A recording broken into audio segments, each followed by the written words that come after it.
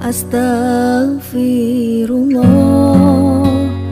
Assalamualaikum warahmatullahi wabarakatuh.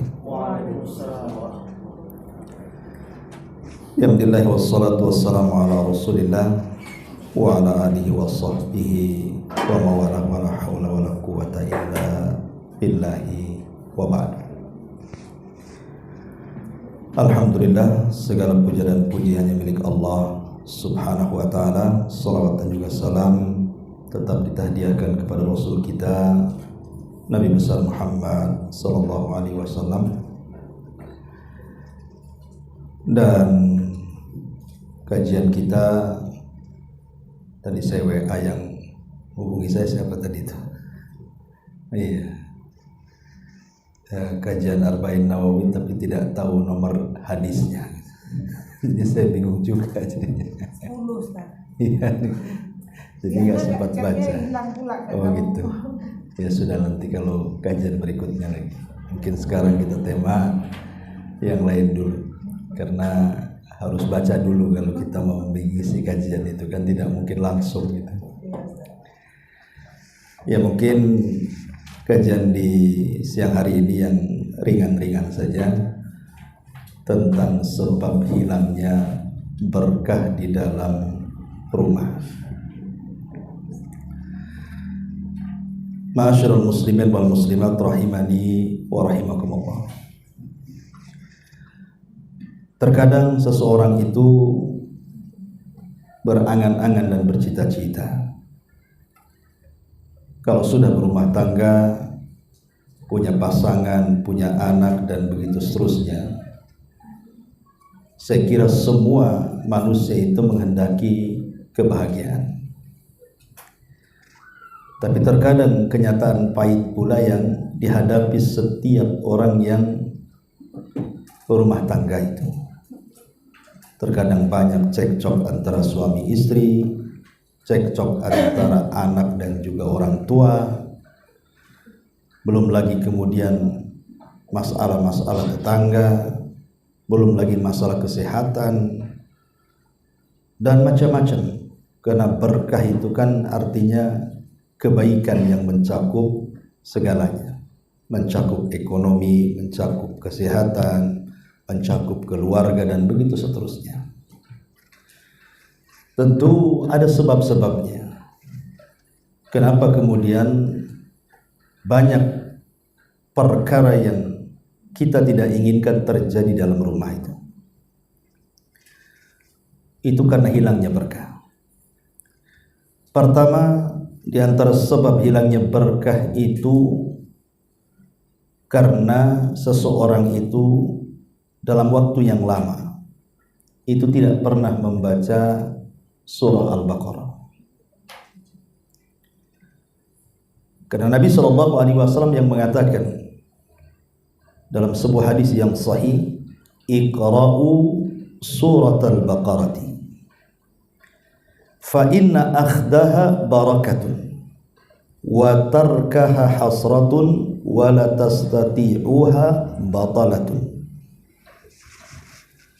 Bacalah oleh kalian surah Al-Baqarah, karena siapa yang mengambilnya atau membacanya maka dia akan mendapatkan berkah, dan siapa yang meninggalkannya akan mendapatkan kerugian, dan tidak ada satupun syaitan yang mampu mendekatinya. Jadi orang yang tidak pernah membaca surah Al-Baqarah dalam waktu yang lama, padahal surah Al-Baqarah itu kan ya sekitar 2,5 juz lah, bisalah kita cicilkan gitu. Tapi kalau dalam waktu yang lama tidak pernah dibaca surat itu akan bermasalah dalam rumah tuh. Karena Nabi SAW mengatakan, al-baitul ladzi tuqra'u fihi suratul baqarati tanfiru anhu syayatin. Rumah yang dibacakan di dalamnya surah Al-Baqarah maka setan akan lari. Maknanya kalau tidak dibacakan berarti setannya ada di situ. Dan yang membuat permasalahan dalam rumah itu banyak sekali masalah itu, ya salah satunya adalah puncaknya dari setan. Setanlah yang kemudian memberikan was-was kepada suami atau kepada istri atau kepada anak untuk berselisih. Makanya jangan pernah meninggalkan membaca surah Al-Baqarah. Bahkan dianjurkan harusnya 3 hari sekali. Karena kalau kita membaca surah Al-Baqarah itu setan akan lari selama 3 hari. Kemudian akan balik lagi. Ya minimalnya sebulan sekali lah, kalaupun tidak 3 hari sekali. Jangan kemudian berterusan tidak membaca surah Al-Baqarah. Bagi orang-orang yang mungkin tidak mampu membaca, mungkin dia mu'alaf gitu ya. Sebenarnya bukan mu'alaf, tak mau belajar Quran aja dia itu, sehingga tak bunyi kalau baca Quran padahal KTP-nya Islam. Kalau dia tidak sanggup membaca Quran kan bisa mendengarkan murattal. Ya kalau memang itu sama sekali tidak bisa membaca kan, maka alternatifnya ya mendengar. Minimal disetelkan surah Al-Baqarah itu supaya rumah itu penuh dengan berkah. Ini yang pertama. Kemudian yang kedua, dan ini yang paling fatal, kalau orang sampai meninggalkan ini, memang betul-betul Allah cabut berkahnya itu. Apa itu? Meninggalkan salam dan meninggalkan tasmiyah, membaca basmalah. Jadi kalau orang masuk ke rumah tidak membaca bismillah ketika membuka pintu dan tidak mengucapkan assalamualaikum warahmatullahi wabarakatuh, maka selamanya rumah tidak akan berkah. Ini sebab yang paling fatal, kalau ditinggalkan betul-betul akan hilang berkahnya. Karena Nabi SAW mengatakan, orang yang tidak pernah membaca basmalah, baik ketika membuka pintu hendak masuk, atau ketika makan, atau ketika minum, atau ketika melakukan hubungan suami istri, atau ketika aktivitas apalah yang dalam rumah itu, maka syaitan itu akan memanggil teman-temannya.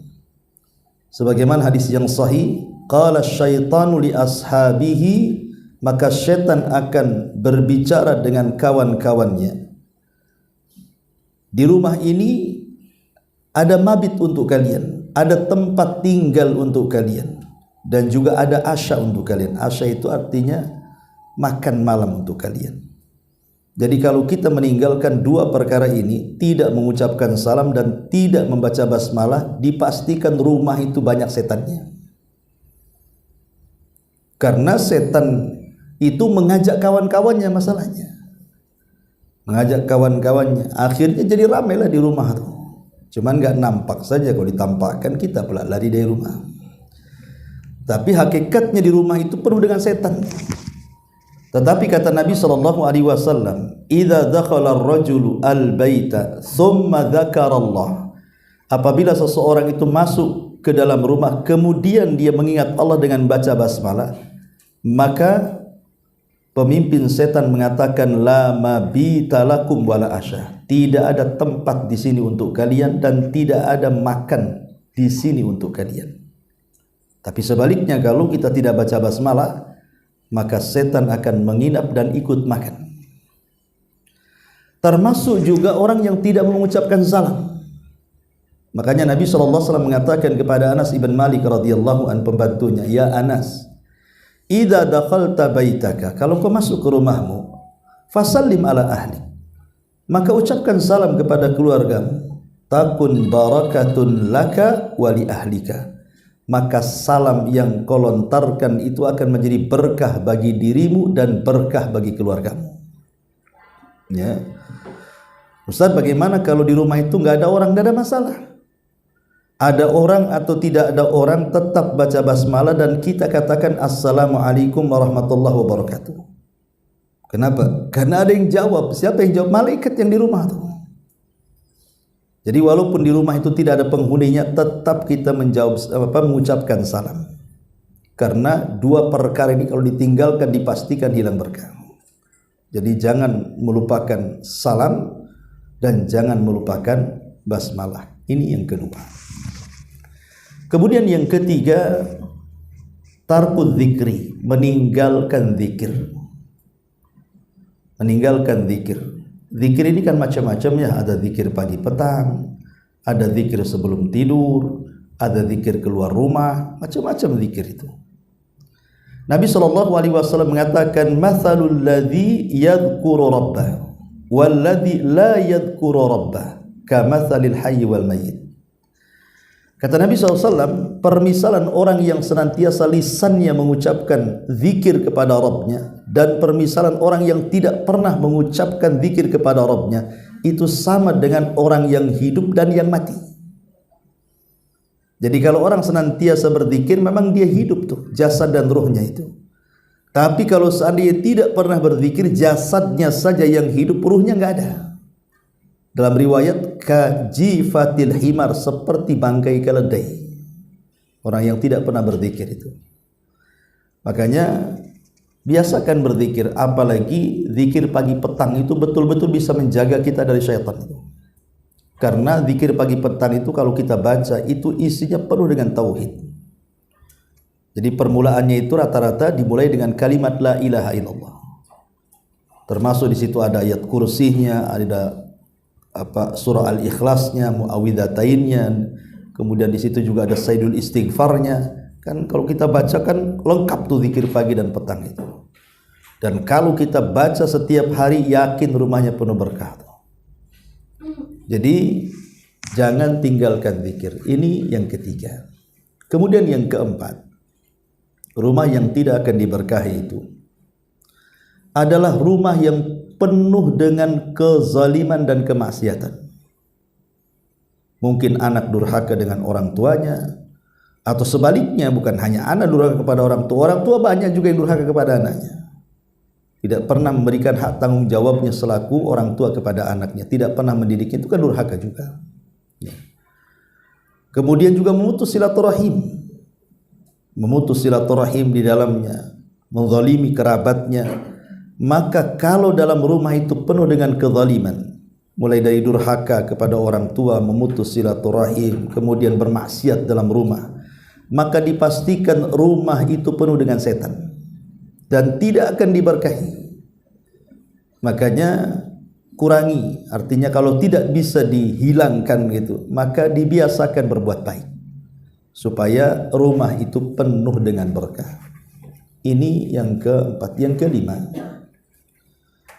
memakan yang diharamkan Allah. Orang kalau seandainya memberi makan keluarganya dari harta yang diharamkan Allah Subhanahu wa taala, dipastikan tidak akan berkah tuh. Karena Nabi SAW mengatakan, kullu lahmin nabatat min haram fan naru aulabi. Setiap daging yang tumbuh dari barang yang diharamkan Allah, maka nerakalah yang pantas untuk dia. Makanya hati-hati di dalam mencari nafkah itu, apalagi menghidupi anak istri, menghidupi keluarga. Cari yang halal walaupun sedikit, itu berkah daripada banyak kemudian hasil korupsi, hasil nyuri, hasil mengambil hak orang lain, maka dipastikan tidak akan berkah. Contoh yang sederhana saja, Anda bekerja 1 menit saja, jangan 1 jam, 1 menit saja kita telat, maka bayaran 1 menit itu haram dimakan dalam bekerja itu. Karena Rasul yang mengatakan al-muslimu ala syurutihim, seorang muslim itu sesuai dengan syarat-syarat yang ditentukan ketika dia kemudian melamar pekerjaan menjadi seorang pengajar, seorang guru, seorang buruh atau apa. Di situ kan ada aturan di situ. Masuk jam sekian, keluar jam sekian, inilah pekerjaannya, ini hak kalian. Kemudian hak yang punya PT-nya atau bosnya, kau digaji sekian. Artinya kan ada hak-hak yang sudah dibaca di situ. Ya, mulai dari jam kerja sampai apa pekerjaannya, kemudian timbal balik dari bosnya juga sekian gajinya. Deal kemudian disepakati, artinya berarti ketika disepakati itulah al-muslim ala syurutim. Seorang muslim harus memegang syarat-syaratnya itu. Kalau sampai terlalaikan umpamanya, sengaja umpamanya dia melalaikan, menelat-nelatkan umpamanya kan, hanya 1-2 menit, itu hasilnya haram. Apalagi kalau 1 jam. 1 jam berapa? Cuman masalahnya kadang-kadang para pekerja ini, dia kalau ditegur umpamanya, ya jangan malas gitu kan, Ya kadang-kadang rajin nanti malas dia datang lagi. Tapi giliran gajian tak mau pula dia dipotong gajinya tuh. Marah-marah dia, sedemo tuh. Ya, jadi kadang-kadang dia hanya mampu menuntut haknya tapi tidak pernah melaksanakan kewajibannya. Lah kalau seandainya gambaran kecil ini saja kita tidak bisa melakukannya, berarti dari uang halal itu tercampur uang haram tuh di situ tuh. Kalau sampai termakan dengan keluarga kita, maka berkah akan dicabut itu. Makanya kenapa kemudian Nabi SAW sampai mempermisalkan seseorang yang compang-camping pakaiannya, kemudian awur-awutan rambutnya penuh dengan debu, artinya dia miskin dan dia seorang musafir. Kemudian mengangkat kedua tangannya, kemudian dia mengeluh kepada Allah, ya Rabb berdoa, tapi tidak dikabulkan doanya. Jadi Nabi SAW menjelaskan kenapa padahal ada 4 sebab orang seperti ini itu dikabulkan doanya loh. Pertama seorang musafir itu mustajab doanya.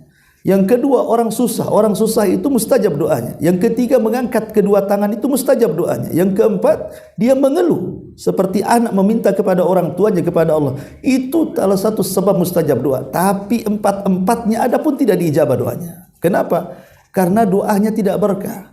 Apa penyebabnya? Rasul mengatakan bagaimana akan dikabulkan doanya sementara makanan yang dimakan haram, minuman yang diminum haram, pakaian yang dipakai belinya hasil haram, dan juga daging yang dimakan dia hasil dari benda-benda yang diharamkan Allah Azza wa Jalla. Makanya ketika seseorang memberi makan yang haram itu maka tercabut berkahnya. Maka hindari makan yang diharamkan, baik secara zatnya babi, anjing dan begitu seterusnya, ataupun hasil dari pekerjaan kita yang haram kemudian diberikan sesuatu yang halal, tetap hukumnya haram. Maka ini perkara yang harus dihindari supaya rumah berkah, maka hindari hal-hal memakan yang diharamkan. Kemudian yang keenam, tarkus shalah, rumah yang tidak ada orang yang sholat di situ. Atau dia sholat kemudian tidak sholat, ya bolong-bolong kan begitu istilahnya. Atau mungkin mencukupkan yang wajib tapi tidak mau sholat sunnah. Maka orang yang kemudian meremehkan sholat apalagi sampai meninggalkan sholat, dipastikan tidak akan berkah itu rumah. Kenapa? Kenapa sholat disebut sholat? Sholat itu bahasa Arab, diambil dari kalimat silah. Silah itu artinya hubung kait kita dengan Allah, tali yang menyambungkan kita dengan Allah. Nah, itulah disebut sholat. Makanya sholat itu bagian dialog seorang hamba dengan Allah. Kita ini sedang berjumpa dengan Allah. Makanya Allah mengatakan, innaha lakabiratun illa alal khashiin alladzina yadhunnuna annahum mulaqu rabbihim. Salat itu sebenarnya ringan tapi menjadi berat ketika orang-orang itu tidak khusyuk. Siapa orang-orang yang khusyuk itu? Orang yang kemudian mereka yakin dalam salatnya sedang berjumpa dengan Allah. Jadi salat itu hakikatnya kita sedang berjumpa dengan Allah. Makanya pernah saya ceritakan kalau tidak salah dulu, ada seorang ibu itu menelpon salah satu ulama. Jadi ibu ini mengeluh soal kondisi anaknya. Sejak lahir, remaja, dewasa sampai menginjak tua, ibunya pun sudah tua renta, hidupnya tidak pernah senang. Ada saja masalah. Di sekolah ada masalah, di tempat pekerjaan ada masalah, sampai akhirnya ketika sudah dewasa dia pun terkena stroke sampai terbaring dalam pembaringannya. Pokoknya kata ibunya ini ketika nelpon salah satu masyayikh itu, saya perhatikan anak saya tidak pernah bahagia dari kecil sampai dewasa katanya. Sampai sekarang terbaring sakit tidak bisa bangkit. Kemudian ibu ini coba mengatakan, apakah anak saya disihir? Ada yang menyihir sehingga hidupnya tidak pernah bahagia. Tapi kata syekh ini, dia mengatakan satu saja pertanyaan, apakah dia sholat? Jadi syekh ini bertanya kepada ibu, apakah dia sholat? Kemudian ibu ini mengatakan, tidak ya syekh, la yusalli abada, dia tidak pernah sholat selamanya katanya. Kata syekh, dia bukan terkena sihir, tapi itu penyebabnya, karena dia tidak pernah sholat. Bagaimana tidak akan bahagia kehidupannya orang yang meninggalkan sholat itu? Orang yang meninggalkan sholat itu terlaknat. Coba baru bangun tidur dia meninggalkan subuh, dilaknat oleh Allah. Nanti siang meninggalkan sholat duhur dilaknat lagi, sore meninggalkan asar dilaknat lagi, maghrib meninggalkan sholat dilaknat lagi, nanti isya meninggalkan sholat sebelum itu dilaknat lagi. Jadi mulai dari bangun sampai tidur dilaknat. Cuman akan hidupnya akan bahagia.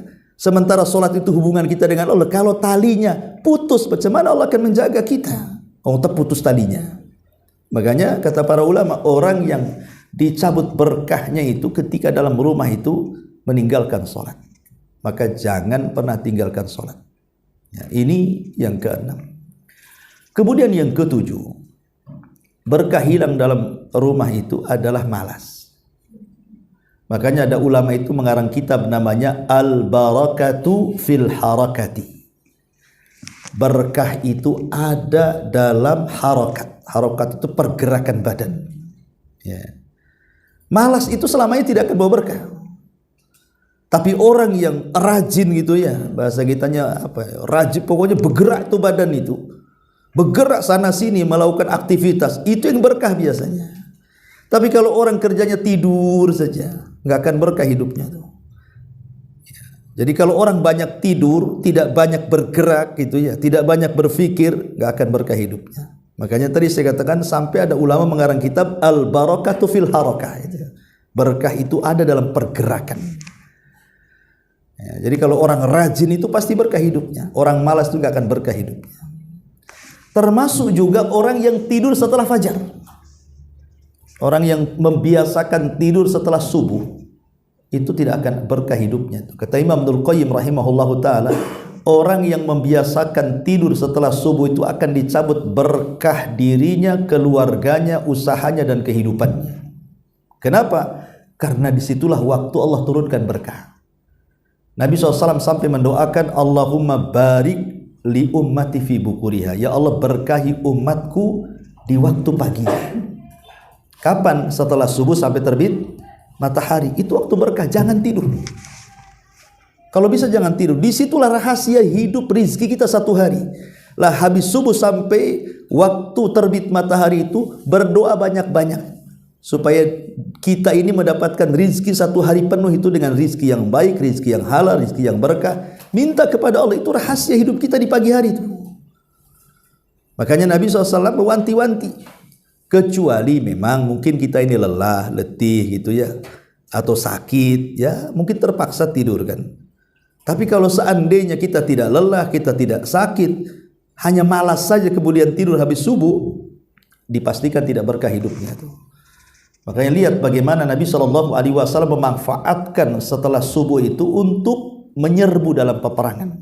Rasul tidak pernah menyerbu dalam sebuah peperangan itu di siang hari, di sore hari, di malam hari. Tidak ada sejarahnya. Rasul kalau nyerbu dalam peperangan itu nunggu setelah subuh. Kenapa? Karena di situ ada angin, namanya angin soba. Kata Nabi SAW, nusirtu bis soba wa uhlikatil adu bid dabur. Aku ditolong dengan angin soba. Angin soba itu ada di pagi hari. Setelah subuh sampai terbit matahari, itulah angin itu yang membawa keberkahan. Makanya kalau jam-jam ya 5:30 sampai terbit matahari itu buka jendela biar angin itu masuk. Ya, biar angin itu memberkah.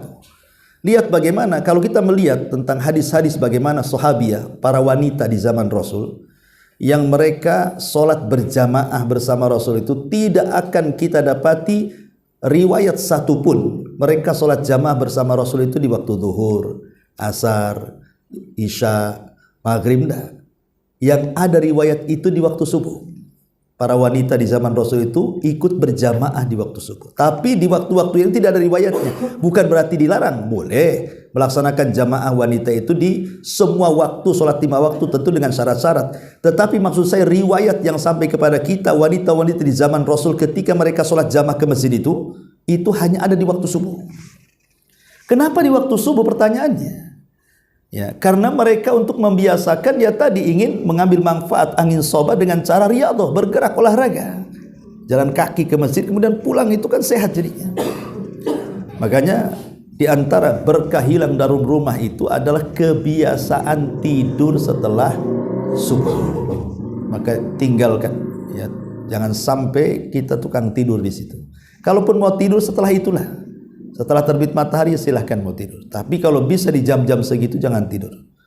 Bahkan kalau seandainya seseorang itu mau melakukan amal ibadah yang lebih daripada itu, contoh umpamanya habis sholat subuh, jangan beranjak dari tempatnya. Entah baca Quran, entah berzikir sampai matahari terbit, tunggu dia meninggi satu tombak. Kemudian lakukan 2 rakaat syuruk di situ, 2 rakaat syuruk, salat syuruk namanya. Apa kata Rasul? Pahalanya sama dengan haji dan umrah secara sempurna. Kahajjata wal umrah taman-taman, kata Rasul. Pahalanya sama dengan haji dan umrah secara sempurna. Artinya kalau kita tidak bisa haji secara badan karena nggak ada uang gitu ya, atau umroh lah susah juga mungkin umroh tuh karena nggak ada uang, bisa kita ambil pahala dengan cara seperti itu. Nah ini juga termasuk yang bisa menghilangkan berkah adalah tidur setelah subuh. Kemudian juga yang bisa menghilangkan berkah adalah at-ta'ari. At-ta'ari itu artinya tidak menjaga aurat dalam rumah. Terkadang kita ini satu keluarga kan ada yang kumpul mungkin yang bukan mahramnya juga di situ, atau mungkin kerabat jauh gitu ya, entah dengan paman, entah dengan ponakan, entah dengan sepupu dan begitu seterusnya. Kadang kan satu rumah entah dia sedang bertandang, sedang bertamu. Terkadang kita ini tidak menjaga aurat. Baik laki-laki dengan laki-laki atau perempuan dengan perempuan atau laki-laki kepada perempuan atau sebaliknya. Laki-laki kan ada batas auratnya juga antara pusar sampai betis. Itu harus ditutup tuh. Apalagi perempuan kan itu. Jadi ada batas-batas aurat. Jangan sampai kemudian kalau bagi perempuan mungkin ketat gitu ya. Ya memang berpakaian tapi nampak telanjang jadinya. Lah ini kalau sampai kemudian menampakkan aurat, kata Rasul, la yang durur rajulu ila auratir rajuli walal mar'atu ila auratil mar'ati. Tidak boleh seorang laki-laki memandang aurat laki-laki yang lainnya. Begitu juga wanita tidak boleh memandang aurat wanita yang lainnya. Tetapi berusaha untuk ditutup. Kenapa Nabi Adam alaihi salatu wassalam ketika di sorga itu dilucuti oleh Allah pakaiannya sehingga telanjang antara Adam dan Hawa, sehingga ketika Adam melihat Hawa malu dan begitu seterusnya akhirnya lari menjauh dua-duanya, berusaha sembunyi di tanaman-tanaman sorga, tetapi tetap saja mereka merasa malu. Pada Adam itu awalnya berpakaian dengan pakaian sutra dari sorga kan itu. Itu akibat was-was daripada iblis supaya memakan buah larangan. Ketika Allah mengatakan wala taqrabu hadhihi syajarah, jangan kau dekat-dekat pohon ini, malah didekati karena terkena was-was. Ketika dimakan buah itu, apa yang terjadi? Maka tiba-tiba pakaian yang dipakai Adam dan Hawa itu tersingkap, telanjang, sama-sama melihat aurat, maka mereka lari ke sana kemari. Jadi tujuan setan itu memberikan was-was adalah dengan cara menampakkan aurat. Ya, maka ini juga tidak akan berkah itu. Maka walaupun sesama keluarga tetap jaga aurat, kecuali bagi yang dihalalkan suami istri kan gitu, memang halal kan itu. Tapi kalau yang bukan pasangannya, maka sebisa mungkin jaga aurat. Ya, apalagi kalau kondangan, nah itu kadang-kadang juga tidak diperhatikan tuh. Ini yang bisa menghilangkan berkah at-ta'ari istilahnya kata ulama, mudah membuka aurat. Kemudian juga kata ulama yang bisa menghilangkan berkah itu, orang itu tidak pernah menjaga nikmat Allah dengan cara israf ataupun tabdzir. Israf itu artinya membelanjakan dengan uangnya halal, hasil halal, dibelikan kepada yang halal, cuman berlebihan. Umpamanya COD makanan gitu ya. Ini hidup cuma berdua saja suami istri, tapi kemudian pesannya itu kayak mau makan satu kampung. Akhirnya apa? Nggak habis kan? Ujung-ujungnya dibuang ke tong sampah. Itu namanya israf. Itu dilarang, haram hukumnya. Walaupun itu halal, tapi kalau sudah berlebihan jadi haram tuh. Kalau tabdzir, istilahnya mubadzir, istilah kita, ada istilah mubadzir, kita seringlah diucapkan kalimat mubadzir itu. Itu diambil dari kata tabdzir. Kalau mubadzir lain lagi. Mubadzir itu membelanjakan harta kita untuk yang diharamkan walaupun sedikit. Walaupun hanya 1.000 perak, 2.000 perak. Tapi kalau dibelanjakan kepada yang haram itu namanya mubadzir namanya. Lah ini dikatakan dalam Al-Quran, al-mubadziruna kanu ikhwanas syayatin. Orang-orang yang suka melampaui batas dalam masalah nikmat Allah ini dibelanjakan kepada yang diharamkan, maka mereka adalah kawan-kawannya setan. Ya, ini hati-hati kan, kawan-kawannya setan. Ini juga diantara yang menghilangkan berkah juga adalah seperti itu. Ya. Kemudian juga para ulama menyebutkan yang bisa menghilangkan berkah adalah ketika seseorang tidak tidur di waktu harusnya dia tidur.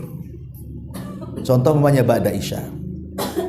Nabi SAW memakruhkan tidur setelah maghrib dan begadang setelah isya. Kenapa memakruhkan tidur setelah maghrib? Karena dari waktu ke maghrib ke isya itu dekat masalahnya. Kalau tidur takut bablas kan gitu. Tetapi Rasul memakruhkan kemudian tidur setelah isya, begadang setelah isya. Karena bukan kebiasaan Nabi. Nabi itu kalau tidur langsung setelah isya. Dan subhanallah manfaatnya sangat luar biasa, ajaib. Ibu bapak kalau mau tidur mengikuti cara Nabi SAW pasti sehat. Pasti sehat. Ya. Karena itu sudah diteliti oleh pakar-pakar kesehatan gitu kan. Nabi itu kan tidur di 3 waktu. Pertama ba'da isya sampai separuh malam, kemudian bangun, kemudian tahajud. Atau kalau mau dilebihkan, maka Rasul tidur 2/3 malam, kemudian 1/3-nya bangun, kemudian tahajud. Kemudian yang kedua setelah tahajud mendekati waktu subuh, maka Rasul tidur lagi. Jadi ketika datang waktu subuh, setelah adzan menunggu qomat, setelah Nabi SAW melaksanakan 2 rakaat fajar, kalau memang masih ada waktu, biasanya Rasul tidur. Bukan tidur betul, tidak. Maksudnya terlentang ke lambung kanan. Namanya ittija. Kenapa kemudian ke lambung kanan? Sebab kalau tidur ke lambung kanan itu biasanya nggak pernah nyenyak tuh. Dan itu pun bukan tidur beneran, hanya membaringkan karena kelelahan tahajud saja. Supaya ketika masuk sholat subuh itu lebih fresh lagi gitu maksudnya. Kemudian yang ketiga waktu kailulah. Waktu kailulah itu sebelum zuhur, ya kira-kira 10 menit atau 15 menit. Bukan tidur juga, hanya merebahkan saja. Ya, dan ada penelitian orang yang biasa istirahat sebelum zuhur walaupun sesaat itu akan dihilangkan penyakit stroke katanya. Ini penelitian barat. Kita sih tidak perlu dengan penelitian barat. Karena apa yang dilakukan Rasul itu pasti membawa kesehatan. Ya. Tapi yang di sini bahwa kita lihat bahwa orang yang kemudian begadang setelah isya itu sama halnya dia begadang di waktu-waktu setan. Setan itu punya waktu. Apa waktu-waktu setan itu? Pertama setelah isya sampai pertengahan malam. Itu disebut waktu setan. Yang kedua, waktu setan itu adalah ketika subuh menjelang dari mulai subuh mulai dari kailulah tadi siang hari dari jam ya kira-kira mungkin 11:30 lah sampai zuhur itu waktu setan. Makanya Nabi SAW mengatakan tidurlah siang karena setan tidak pernah tidur siang. Jadi setan itu juga tidur juga ya. Tapi tidurnya bukan siang mereka kan. Lah makanya dalam rangka menyelisihi setan itu kita baring sesaat lah walaupun bukan tidur itu. Nah, sleep chicken tuh apa namanya itu? Ya yang tidurnya gini, ya, pokoknya sebentar aja lah 10 menit jadilah. Nah itu untuk menyelisih setan sebenarnya. Nah, jadi itu waktu-waktu setan. Kenapa setelah isya sampai dan kemudian menjelang maghrib yang ketiga? Itu waktu setan juga. Makanya Rasul melarang tidak boleh di waktu menjelang maghrib anak-anak keluar. Dilarang. Kata Rasul, jangan kau keluarkan anak-anak kalian di waktu itu. Karena di situ tempat bermainnya setan. Tahu kesurupan ti anak kita. Nah, termasuk juga pada isya. Kadang-kadang setan itu kemudian memberikan permainan kepada kita. Sehingga kita sengaja tidak tidur dan baru tidur itu nanti tengah malam. Nah, kalau tidurnya kalau sudah lewat jam 12 itu kan rata-rata susah tuh tidur itu. Kecuali orangnya tiduran ya kan. Jam berapa aja bisa dia. Tapi umumnya orang kalau sudah lewat jam 12 susah tidur. Nanti itu kalau sudah mendekati jam 3, itulah ngantuk-ngantuknya. Di saat tahajud dia ngantuk, nanti bablas subuhnya. Memang itu agenda setan. Makanya kenapa Allah Subhanahu wa taala sampai mengingatkan dalam suratul Falaq itu, qul a'udzu birabbil falaq min syarri ma khalaq wa min syarri ghasiqin idza waqab. Ghasiq itu artinya malam. apabila menutup. Kita disuruh berlindung kepada malam apabila menutup, seperti kita berlindung kepada setan. Karena umumnya niat jahat itu muncul di malam hari. Orang di siang hari itu terkadang mau maksiat itu malas, karena mungkin aktivitas bekerja. Tapi kalau sudah malam itu, yang tadinya niat tidak maksiat jadi maksiat tuh, kepikiran maksiat ya. Na'udzubillah, entah datang ke tempat-tempat maksiat, ke lokalisasi, ke tempat-tempat mabuk, ke tempat apalah pokoknya, ya. Karena kejahatan itu menguat di malam hari. Termasuk juga berbagai macam virus, berbagai macam itu kan disebar di malam hari. Termasuk tukang sihir kalau ngirim sihir itu di malam hari. Tidak ada tukang sihir itu ngirim sihir di waktu duha, ya. Kenapa? Setannya lagi lemes itu. Jadi kekuatan setan itu ada di malam hari. Ya, makanya lihat kejahatan dan kemaksiatan itu umumnya di malam hari. Lah dari sinilah kenapa kemudian Allah meminta kepada kita hambanya untuk berlindung dari malam apabila gelap gulita. Lah itu waktunya setelah Isya sampai pertengahan malam. Nah, itulah waktu-waktu digodanya kita jangan tidur. Dibuatnya kita keliling kuliner gitu ya, atau ngobrol sana sini. Sebenarnya ngobrol setelah Isya itu boleh-boleh saja kalau ada dua manfaat. Pertama manfaat dunia atau manfaat akhirat. Ini dunia tidak dapat, akhirat tidak dapat, hanya ngalor ngidul, ngetan ngulon gak jelas gitu saja. Ya gak dapat apa-apa lah itu. Itulah hilang berkahnya tuh. Makanya orang yang tidur setelah Isya itu dicabut berkahnya itu. Nah, ini juga disebutkan para ulama. Kemudian juga berkah akan hilang juga ketika seseorang kemudian sama sekali tidak membaca Quran. Kalau tadi yang pertama itu kan membaca surah Al-Baqarah, ini sama sekali tidak baca Quran. Padahal dia seorang muslim tuh. Ya, kalaupun kita tidak bisa membaca Al-Quran, membaca surah Al-Baqarah gitu yang panjang 2,5 juz, ya minimalnya surah-surah pendek jadilah kan gitu. Masa kita tidak membaca Al-Quran? Mungkin kalaupun tidak dibaca di luar ibadah, bacalah dalam ibadah sunnah. Dan kalau bisa jangan tinggalkan ibadah sunnah. Bagi laki-laki bukan ibadah wajib, sholat itu kan di masjid ya. Tapi juga disunnahkan kalau ibadah sunnah itu di rumah. Ya, sholat-sholat sunnah itu di rumah supaya berkah di situ. Karena Rasul yang melarang jangan kau jadikan rumah kalian seperti kuburan. Kuburan itu kan senyap, sepi gitu ya, angker. Jangan pula rumah kita jadi kayak gitu, ndak baca Quran, ya ndak ada sholat sunnah di situ, ndak ada zikirnya. Maka rumah-rumah yang seperti ini dicabut berkahnya. Ya, oleh karena itulah maka penting perkara-perkara seperti ini harus dilaksanakanlah. Termasuk ini yang penting juga. Jangan tanamkan hasad dalam rumah itu. Sebenarnya saya, ibu atau bapak atau siapapun itu pasti punya hasad. Tidak mungkin manusia tidak punya hasad. Manusia itu pasti punya hasad. Tetapi orang baik dia sembunyikan hasadnya. Orang jahat ditampakkan pula hasadnya. Jadi hasad itu selama disembunyikan, maka tidak ada masalah. Hasad itu menjadi bahaya ketika ditampakkan. Makanya kenapa Allah mengatakan min syarri hasidin idza hasad, dari keburukan orang yang hasad ketika dia menampakkan hasadnya. Karena hasad itu mencabut berkah. Ya, gimana orang hasad itu tidak akan tenang hidupnya? Karena hidupnya itu memandang orang lain terus, tidak pernah memandang dirinya itu. Kenapa si anu kok rumahnya makin besar, makin tingkat? Kenapa pula mobilnya makin bagus? Kenapa pula tanahnya makin luas? Akhirnya memikirkan orang nggak sehat hidupnya kan? Naik rumah tetangga, naik pula tensi dia. Coba bayangkan. Naik tingkat 3, lebih naik lagi, stroke akhirnya. Coba bayangkan. Tetangga beli mobil, stres dia. Tetangga naik mobil, dia pula naik ambulan. Repot kan gitu kan.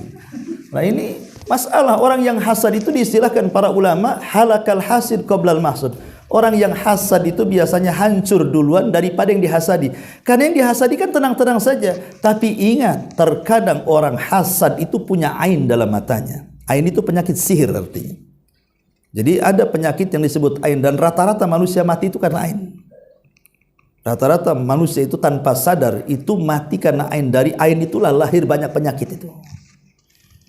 Dan itu berdasarkan hadis Nabi. Selain daripada qada dan takdir Allah yang banyak menjadikan manusia itu meninggal karena ain. Ain itu penyakit sihir yang timbul dari orang hasad. Dari ain itulah akhirnya kita sakit, entah macam-macam penyakit kan. Lah, di sini kita juga harus waspada dengan orang-orang yang hasad kepada kita. Maka biasakan kalau kita diberikan nikmat oleh Allah, supaya tidak dihasadi orang, banyak-banyaklah berdoa dengan doa keberkahan. Dengan kata lain, lawanlah hasad dengan lawannya. Lawan hasad berkah, karena berkah itu kan menambah nikmat. Kalau hasad itu mengurangi nikmat, bahkan menghancurkan nikmat. Maksudnya begini, jadi kalau seandainya kita punya rumah, baru bangun atau baru beli, maka kita katakan, ya Allah berkahi rumahku. Baru beli kendaraan, ya Allah berkahi kendaraanku. Baru punya anak kecil, ya yang lucu-lucunya, Allah berkahi anakku. Begitu, minta berkah kepada Allah. Supaya tidak mempan orang yang hasad kepada kita itu, karena kita sedang melawan dengan lawannya. Karena berkah itu kan menambah nikmat, sementara orang itu hendak menghancurkan nikmat kita kan. Nah, makanya berkah itu lawan daripada hasad. Biasakan doa seperti itu, sekecil apapun nikmat, nah, supaya minimalnya walaupun tidak bertambah, jangan pula hilang nikmat itu. Ya, jadi biasanya orang yang hasad itu tidak akan berkah. Termasuk juga menampakkan nikmat yang harusnya nikmat itu ditutupi. Jangan sampai menampakkan nikmat yang harusnya nikmat itu ditutupi. Kan ada nikmat yang kita harus tampakkan, tapi ada juga nikmat yang harus kita tutupi. Ya. Nikmat-nikmat kecil terkadang itu menjadi dosa dan menghilangkan berkah. Contoh umpamanya, ya mungkin ibu-ibu lah gitu, baru dandan, make up, selfie, cetek, gitu, sebar kan itu. Nah, nanti ke warung beli pecel lele kan itu, selfie sama lele. Coba bayangkan, nih aku lagi makan lele cekrek lagi kan. Jadi setiap apa ini kan hal-hal yang seperti ini tidak perlu, nggak ada manfaatnya apa coba, nggak ada. Ya. Jadi ada nikmat-nikmat tuh yang tidak perlu kemudian ditampakkan. Apalagi sampai kadang-kadang punya anak cakep, cantik gitu kan. Satu hari itu mungkin bisa dipoto itu 10 kali diupload itu. Nah ini kan bahaya, kadang-kadang bisa kena ain loh ya. Orang hasad kan bisa aja kena ain itu. Makanya jangan, kalau bisa itu jangan ditampak-tampakkan, dan itu juga bisa jatuh kepada ria juga dikhawatirkan, atau kepada ujub.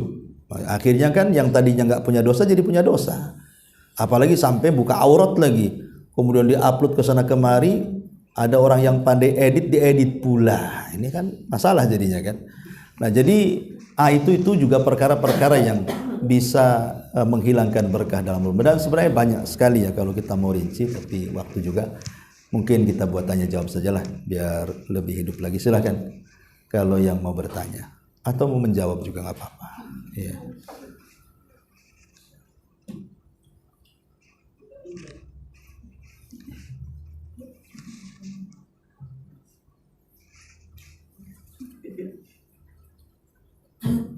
Ya. Waalaikumsalam warahmatullahi wabarakatuh. Saya mau nanya Pak Ustadz yang tadi nanti akan jadi ria gitu. Yeah. Karena kan sekarang kita kan udah dunianya medsos ya. Terus banyak orang-orang yang jadi kayak konten kreator gitu ya. Otomatis kayak dia jualan apa segala macam kan harus diposting gitu ya. Iya. Itu tergantung niat atau gimana dirinya? Terima kasih. Iya, alhamdulillah. Ya kalau ada manfaatnya dan mengikuti koridor syar'i sih tidak ada masalah. Umpamanya ibu jualan baju, ya secara otomatis kan harus ada live supaya, karena sekarang itu persis seperti sabda Rasul bahwa nanti di akhir zaman itu di antara tanda-tanda kiamat itu adalah yataqarabul aswaq, ketika pasar itu mulai berdekatan. Dulu kalau ke pasar itu harus naik dokar, kalau di desa kan naik angkot. Sekarang enggak, COD sekarang ini. Yang ngirim di rumahnya, yang nerima juga di rumahnya. Enggak kemana-mana kan. Itu namanya berdekatan pasar kan itu. Yang jauh aja bisa nampak gitu. Nah itu ya tanda-tanda kiamat itu tidak mesti negatif. Tanda-tanda kiamat itu ada juga yang positif. Seperti bangunan yang megah-megah itu tanda-tanda kiamat. Tapi kan positif, akhirnya kan ketika membangun kan menyerap tenaga kerja kan, itu kan positif. Tapi itu tanda-tanda kiamat. Jadi tanda-tanda kiamat tidak mesti jelek, ada juga yang bagus gitu. Lah termasuk juga medsos ini tanda-tanda kiamat. Tetapi tanda-tanda kiamat medsos ini seperti handphone dan yang semacamnya itu tanda-tanda yang buruk sebenarnya. Karena Rasul yang mengatakan, nanti di akhir zaman itu akan muncul keburukan yang muncul dari langit. Para ulama di zaman itu bingung, maksudnya keburukan yang muncul dari langit itu apa kan itu? Rupanya terjawab hari ini. Handphone itu kan keburukan yang muncul dari langit, dari satelit-satelit yang diterbangkan ke langit itu. Kemudian dipancar luaskan sampai orang-orang di gurun pasir saja bisa mengakses itu. Itulah keburukan, karena kalau kita lihat handphone ini lebih banyak madaratnya dibandingkan manfaatnya. Dia tergantung pemakainya saja sebenarnya. Coba banyaknya gadis-gadis yang hilang, pemerkosaan, penipuan, semua kan gara-gara ada handphone nih. Ya, termasuk juga nipu jodoh gitu ya, diedit putih pas ketemu hitam pula. Yang ada itu kan. Ini penipuan, akhirnya kan sok tuh, jadi entah lakinya yang sok atau si perempuannya pula yang sok. Jadi itu kan semua penipuan. Tapi kalau seandainya dia bisa menjaga, ya tentu handphone juga akan bermanfaat. Minimalnya jadikan dia manfaat dunia. Kalau tidak dapat akhirat, manfaat dunianya lah. Kayak jualan itu kan manfaat dunia namanya kan gitu ya. Nah, tapi kalau sekarang kayak orang yang sedikit-sedikit selfie, kadang-kadang yang lebih parah itu dalam ketika ibadah itu yang lebih parah itu kadang-kadang. Lagi sholat malam ditaruh pula live di depan itu. Bayangkan, biar tahu orang sholat malam dia. Ya kan? Yang lebih parah lagi orang haji, umroh. Itu mulai dari berangkat sampai ke Mekah itu handphonenya dipenuhi gambar dia semua itu. Ya foto dengan unta, ya macam-macam lah di sana kan. Kemudian dikasih tahu ini Ka'bah, semua orang tahu itu Ka'bah, ngapain dikasih tahu juga kan gitu. Tapi apa coba manfaatnya? Ya, padahal ikhlas itu, definisi ikhlas itu kata para ulama, antaktumal hasanat kama taktumas sayyiat. Engkau menyembunyikan kebaikan sebagaimana engkau menyembunyikan keburukan. Itulah makna ikhlas itu. Jadi kalau keburukan kita, kalau kita maksiat, malu kalau seandainya diketahui orang, buat seperti itu juga kebaikan. Kalau bisa jangan ada yang tahu kecuali Allah. Lihat contoh dalam sejarah. Ada seorang tabi'i, seorang alim namanya Ali bin Husain ibn Ali bin Abi Thalib, cicit Nabi, putra daripada Husain. Itu satu-satunya yang hidup di Karbala. Semua anak Husain meninggal dunia, cuma satu yang hidup itu namanya Zainul Abidin, Ali bin Husain namanya. Itu diberikan rizki oleh Allah Azza wa Jalla luar biasa. Tetapi orang-orang menuduh dia seorang yang bakhil karena kaya tapi tak nampak sedekahnya. Padahal Ali bin Husain atau Zainul Abidin ini dia orang yang paling dermawan, tapi tidak ada yang tahu kecuali Allah. Dia sedekahnya itu nunggu sepertiga malam. Jadi kalau datang sepertiga malam dia panggul tuh gandum itu, kemudian diletakkan di rumah-rumah orang fakir.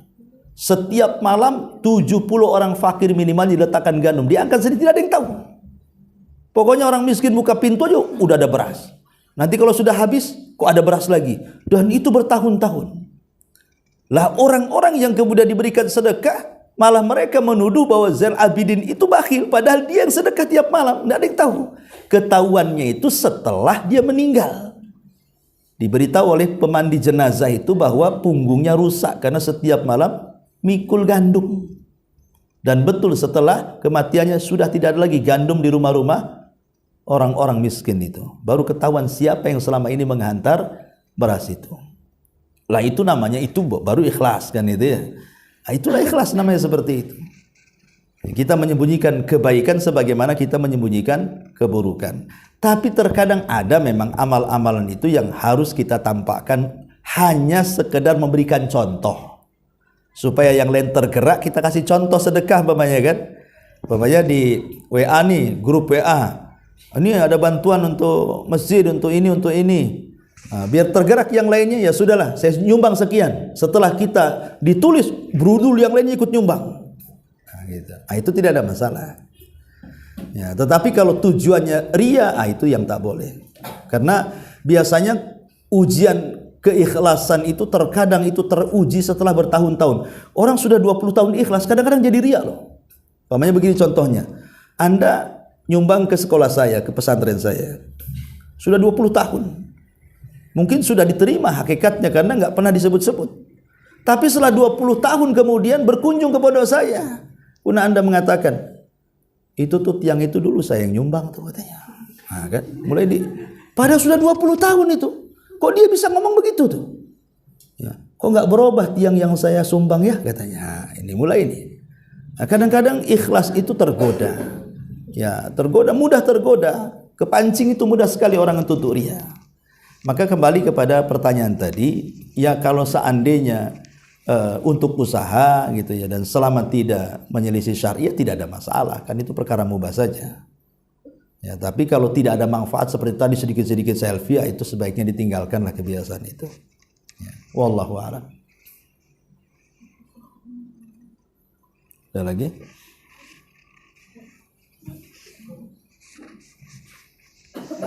Ya. Waalaikumsalam. Ini menyambung pertanyaan itu tadi kaitannya dengan air. Kadang-kadang fenomena sekarang itu apa ya? Mungkin katakanlah mensyukuri gitu atau seperti apa. Jadi banyaklah fenomena ini di kita aja lah, di kita pribadi kadang-kadang. Misalnya ada kegiatan apa gitu kan, terus kita upload gitu kan. Ada mungkin perasaan kita ya mungkin tujuannya bukan untuk tujuan negatif mungkin gitu Ustaz ya, tujuannya mungkin mensyukuri. Nah tapi ya itu tadi mungkin dari maksud kita tujuannya mensyukuri nikmat, tapi mungkin pendapat orang lain atau seperti Ustaz katakan tadi, ada orang yang matanya menengok itu tidak apa Ustaz, tidak senang sehingga timbul ain. Di pertanyaan anak, sebaiknya Ustaz bagaimana menghindari ya, di satu sisi kita pengen dikatakan mau eksis mungkin tidak. Nah tapi di sisi lain ya kita dipengaruhi yang katakan tadi dengan ain ini berat, nggak main-main kan seperti itu. Iya, ya tentu kalau kita mau ideal-ideal ya nggak usah dibuatkan gitu ya, ikhlas-ikhlas saja ya. Soalnya nggak diupload pun rezeki nggak akan kemana kan itu. Kalau mau tawakal dan mencari cara yang lain kan gitu. Tapi sekarang ini dunia medsos itu kadang-kadang ya seperti itu. Takutnya kebablasan saja sebenarnya. Kebablasan itu yang jadi masalah. Kadang-kadang kan sekarang ini dunia edit juga banyak gitu. Nanti diambil, diedit, jadi yang tadinya cantik jadi jelek, yang tadinya jelek pula cantik sekali. Nah, dibalik-balik atau dibuat untuk penipuan. Jadi kembali ke niat kita. Tapi kalau memang masalah ain ini sangat bahaya, memang tidak perlulah. Sebenarnya seperti itu, tidak perlu. Ya, tapi kalau ada manfaat dunianya ya, manfaat dunianya apa? Itu saja sih. Dalam setiap masalah itu Islam itu selalu mengutamakan dua perkara. Pertama, masalah madharat, yang kedua masalah maslahat. Gitu loh. Ditimbang tuh dua-duanya tuh. Kalau madharatnya lebih besar tinggalkan. Kalau maslahatnya lebih besar lakukan. Kalau maslahat dan madharatnya seimbang tinggalkan. Karena disebut sadu dariah namanya, sedia payung sebelum hujan bahasanya. Kan begitu tuh. Jadi kalau maslahatnya sama dengan dakwah. Kalau kita ini mendakwai orang, jangan sampai kemudian mendatangkan kemungkaran dari dakwah kita. Umpamanya ada orang mabok nih, dia lagi pegang botol. Kemudian kita samperi, kita ceramahi. Kira-kira botol dia melayang enggak ke kepala kita tuh. Ya. Kan kita harus mikir dulu tuh maslahatnya. Nah, kalau saya kemudian ada masalahnya mendakwai orang mabuk, tapi madharatnya dipukul pula botol ke kepala kita. Lah itu namanya menimbang maslahat dan madharat namanya tuh. Jadi setiap perbuatan apapun, bukan masalah yang ibu contohkan saja, ya, timbanglah maslahat madharatnya. Madharatnya apa, maslahatnya apa, gitu maksudnya. Kalau lebih banyak maslahatnya enggak apa-apa. Tapi kalau lebih banyak madharatnya sebaiknya enggak usah. Bahkan yang seimbang 50% maslahat 50% madharat saja kata ulama lebih baik ditinggalkan. Jadi intinya boleh dilakukan kalau maslahatnya lebih besar gitu maksudnya. Nah, itu saja sih jawaban umumnya. Wallahu a'lam. Iya. Silakan. Waalaikumsalam. Dari paparan mengenai berkah tadi kayaknya 29% nggak dapat ini. Terutama ini Ustaz, yang saya paling berbahaya itu terkait dengan waktu kerja. Oke. Jadi kan kita kan di kontrak itu kerjanya satu hari kan 7 atau 8 jam. Oke. Dan itu kita harus bekerja sesuai dengan SOP. kontrak SOP. Iya. Nah, yang jadi aktualnya itu yang terutama saya pribadi yang saya lakukan, banyak hal yang saya lakukan itu curang Ustaz, terhadap waktu. Kalau misalnya terlambat atau misalnya telat atau apa, iya potong gaji. Nah, itu kan yang nampak Ustaz. Yang tak nampak ini yang berbahaya Ustaz. Contoh misalnya 5 menit saya keluar mungkin makan atau merokok kan tuh seharusnya waktu itu bekerja kan Ustaz. Nah itu bagaimana Ustaz? Ya itu tergantung bosnya lah, minta izin. Kalau merokok nggak boleh. Maksudnya tadi mencuri waktunya. Saya enggak bahas masalah ngerokoknya apa enggak. Maksudnya mencuri waktunya tadi. Iya. Ya kalau memang ada kesepakatan dengan bosnya, ya enggak ada masalah. Masalahnya kalau bosnya tak sepakat itu yang jadi masalah, itulah jadi haram. Tuh. Karena ketidaksepakatan itu akhirnya keluar dari SOP dan keluar daripada syarat yang disyaratkan tadi. Ya makanya keburukan itu kalau tidak bisa ditinggalkan 100% itu ya kurangi gitu. Yang biasa sejam lah jadilah 5 menit gitu kan. Kan sedikit kan kadang-kadang menghindar kemungkaran itu kalau totalitas kan agak sulit tuh. Tapi kan kemungkaran itu kalau tidak bisa dihilangkan sepenuhnya ya dikurangilah pelan-pelan. Insya Allah lah. Karena biasanya yang takut kepada dosa itu karena dia tahu akibatnya. Orang yang tidak tahu akibat dosa itu dia tidak akan takut dengan dosa. Itu saja sih masalahnya. Ya. Wallah, dan itu paling banyak sih sebenarnya ya. Jangankan itu, contoh pamannya, seseorang memberikan hadiah. Hadiah karena sebuah pekerjaan. Hadiah ini kan ada yang dibolehkan, ada yang tidak. Kalau pekerjaannya itu maksudnya dia seorang guru, tapi mungkin disuruh buat paspor, kemudian dapat uang fee, tidak ada masalah hadiah, karena dia punya jasa sudah buat paspor kan. Tapi kalau seandainya dia guru sudah digaji oleh sekolahan, kemudian dapat fee dari wali murid, sekolah tidak tahu, itu namanya hadiah khianat. Disebut hadiah karena pembelian wali murid, khianat karena sekolah tak tahu.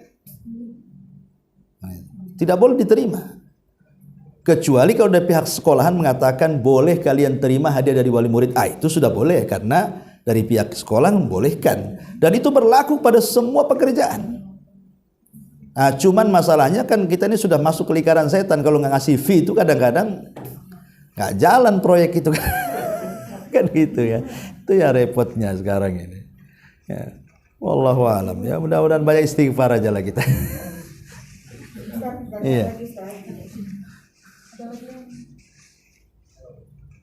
Iya. Kadang-kadang Ustaz yang secara awam itu kalau berkah itu kan mungkin sulit untuk nampak secara visual kan. Iya. Kadang macam kita misalnya masuk ke rumah yang katakanlah ya bukan muslim tapi orang muslim juga, tapi kita tahu gitu ya, misalnya tidak tegak di sana yang Ustaz sampaikan tadi, misalnya sholatnya, tapi terlihat di rumahnya itu kan wah kayaknya bersinar apa segala macam. Nah kalau orang awam itu kadang-kadang kan menilainya ya rumahnya tetap ada rohnya, ada percaya, jadi sehingga hal-hal yang tadi Ustaz sampaikan tadi katakan bertolak belakang. Nah jadi kadang-kadang seperti itu Iya. gambaran orang awam Ustaz. Nah itu bagaimana ya bisa? Iya, ada hadis Nabi SAW mengatakan bahwa Allah Subhanahu wa taala terkadang memberikan nikmat itu kepada seseorang di atas kemaksiatan yang dicintainya. Ketahuilah itulah istidraj. Jadi Rasul mengistilahkan kalau ada orang yang ahli maksiat tapi badannya sehat, uangnya banyak, usahanya lancar, perkaranya dimudahkan, dunianya dibentangkan, itu bukan barokah, itu namanya istidraj. Istidraj itu sengaja diulur-ulur waktu aja, itu kayak layangan, tarik ulur saja itu. Nanti pada waktunya Allah akan kirim tahap. Kita tidak tahu, entah ketika kematiannya dipersulit, harusnya mungkin sebentar mati, dibuat koma berbulan-bulan, naudzubillah kan, atau dibuat nanti setelah tuanya dia sakit, dilamakan pula sakitnya ngerepotkan dia dan orang lain, entah kemudian nanti suatu ketika akan dipersulit dengan perkara yang tak terduga oleh dia. Banyak nanti perkara itu, nama istidraj itu tidak akan lama. Lain dengan berkah, kalau berkah itu akan lama. Makanya saya contohkan dulu, kan pernah saya contohkan itu. Apa sih berkah itu? Berkah itu sama dengan anjing sama kambing. Kenapa saya contohkan anjing dengan kambing? Secara jumlah ya. Populasi anjing itu jarang disembelih, tapi makin sedikit. Tapi populasi kambing walaupun disembelih tiap hari oleh yang akekah, oleh yang jual sate Madura, orang yang walimahan, nanti Idul Adha lagi ribuan kambing disembelih, kok populasinya tak habis-habis? Itu masalahnya itu. Itulah berkah. Disembelih kok tak habis-habis. Anjing itu ndak ada orang akekahan. Berapa anjing? Nggak ada yang mau makan tuh. Ya. Tapi kok hilang tuh anjing itu? Tak banyak orang anjing itu. Apalagi mungkin di situ ada anjing, terutama banyak orang muslim, hilang sendiri anjingnya itu. Rupanya rahasianya karena kalau Allah Subhanahu wa taala menurunkan berkah di pagi hari itu, kambing itu bangun. Tapi kalau anjing itu tidur. Kenapa? Karena kambing di malam hari dia sesuai dengan SOP, dia tidur dia. Ya. Waktunya tidur. Nggak ada kambing kelayapan malam-malam tuh. Coba pernah lihat kambing kelayapan malam? Kecuali kambing yang lari kan. Rata-rata kambing tidur, kambing itu nggak ada yang lari. Lain dengan anjing. Anjing tuh kemana-mana, ke Nagoya, ke Jodoh, ke mana-mana tuh anjing itu. Di mana-mana ada anjing malam-malam. Karena nggak pernah tidur anjing itu malam. Tidurnya subuh. Nah, kalau kambing bangunnya subuh. Tergantunglah Anda ini mau jadi anjing ke kambing. Bukan maksud saya itu. Ini percontohan. Karena kambing itu bangun di pagi yang waktu berkah turun, makanya populasinya tidak pernah habis. Kenapa? Itulah binatang berkah namanya. Nggak habis-habis. Itulah arti berkah, nggak habis-habis kebaikannya itu. Walaupun sedikit itu rasanya cukup aja. Kok anak saya itu kayaknya nggak pernah sakit, alhamdulillah gitu ya. Nggak durhaka sama orang tuanya, cerdas, enak dipandang, nurut. Ini si kaya ini, aduh udah kena narkoba anaknya, pergaulan bebas, nggak pernah balik gitu kan. Macem-macem, durhaka, kasar, itulah nggak berkah hidupnya tuh. Kaya tapi di satu sisi, di sisi lain pula dia disusahkan dengan anaknya, disusahkan dengan penyakitnya, disusahkan dengan perusahaan, macam-macam itu. Nah itulah makanya hidup berkah itu lebih tenang sebenarnya. Makanya sebenarnya kan kebahagiaan itu bukan ada di harta, ada di hati sebenarnya. Kalau hati lapang, rumah sempit itu jadi lapang. Dan kita bisa rasakan kok ya, kalau lagi sumpek hati itu, walaupun rumah megah-megahnya itu kayaknya nggak suka tinggal di rumah, maunya keluar. Istri yang cantik kayak setan. Itu kalau lagi sumpek kan, lagi nggak suka sama istri itu, saat cantik udah make up pun tetap aja nggak suka nengok dia, kayaknya geram kali nengok dia kan. Tapi coba kalau lapang itu, rumah sempit jadi lapang, nggak mau keluar dari situ. Lah itu sebenarnya sih ketenangan di situ. Itulah makna berkah. Berkah itulah ketika Allah titipkan dalam hati kita itu sehingga bahagia hidupnya. Cuman kan ya kita tidak mengingkari harta juga penyebab orang bahagia, tapi kan bukan segala-galanya. Ya, jabatan juga adalah nyumbang kebahagiaan, tapi juga bukan segala-galanya. Karena kebahagiaan itu bukan di situ, tapi dalam hati sebenarnya kan itu. Dan kita juga bisa rasakan, saya juga merasakan kalau lagi hati lagi lapang gitu kan, kayaknya enak hidup itu. Apalagi badan sehat, cukup makan, kemudian juga tidak ada masalah di luar, itu kayaknya plong itu. Tapi kalau kita bangun pagi udah sakit pinggang, itu berkasih pinggang udah stres kita. Terutama kalau sudah usia-usia 40 ke atas itu udah terasa tuh. Ya, terasa dengan, karena satu sisi usia 40 tahun itu nikmat disempurnakan oleh Allah. Karena biasanya usia 40 tahun itu kan biasanya sudah punya anak, udah punya istri, udah punya pekerjaan. Jadi sebagian nikmat Allah itu diberikan kepada kita. Tapi di sisi lain di usia itu pula nikmat dikurangi. Ya kan, mata mulai rabun kecuali nengok uang merah gitu kan. Gitu. Telinga sudah mulai agak ini budak kan gitu. Mulai itu uban udah mulai berdiri 1, 2, 3, 4 dan begitu seterusnya. Lah disinilah makanya pentingnya kita ini meminta berkah supaya hidupnya tenang dan senang gitu. Itulah berkah, wallahu a'lam. Ya, saya kira cukup ya. Kita sampai di sini. Subhanallah bihamdika asyhadu an la ilaha illa anta astaghfiruka wa atubu ilaik. Allahu ta'ala alam. Assalamualaikum warahmatullahi wabarakatuh.